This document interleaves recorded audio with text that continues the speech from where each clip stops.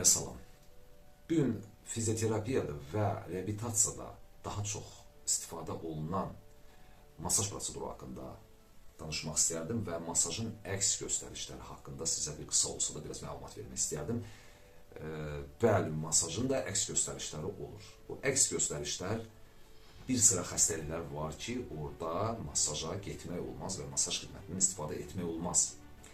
Yəni bunlar hansı xəstəliklərdir? Burada infeksiyon xəstəliklər gedir bunun daxilində, yəni ORV-dir, COVID-dir, yüksək hərarət, bədəni yüksək hərarəti, daxildə qanaxmaya və ya daxildə qanaxmaya meyillik, qan xəstəlikləri, tromboz, trombofilit, yəni damar genişlənməsi, ürək damar xəstəlikləri, ürək çatışmamazlığıdır, vərəmin aktiv fazasıdır.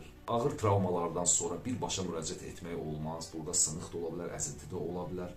Əgər siz hansısa bir bədəninizdə gedən bir xroniki bir proseslə üzləşmişsinizsə, mütləq şəkildə yaxşı olardı ki, öz həkiminizlə, ya hansısa bir həkimlə, bu nevroloq da ola bilər, bu adi terapevt da ola bilər, ya travmatoloq, baxır kim hansı problemlə üzləşir, mütləq şəkildə konsultasiya olunmalıdır və həkim təyinatı olduqdan sonra siz masaj xidmətlərinə müraciət edə bilərsiniz. Bir məqama da toxunmaq istərdim. Əgər siz masaj mütəxəssisini tapdıqda, gedib ondan hansısa bir üzləşdiyiniz xəstəliklə bağlı konsultasiyalar etməli deyilsiniz. Masajçı sadəcə olaraq həkim təyinatı üzrə öz işini görməlidir. Yəni həkim təyinat verir, deyir ki, filan nahiyələr müalicəvi masaj olunmalıdır. Yəni bu halda bəli, masajçı da öz işini görməlidir.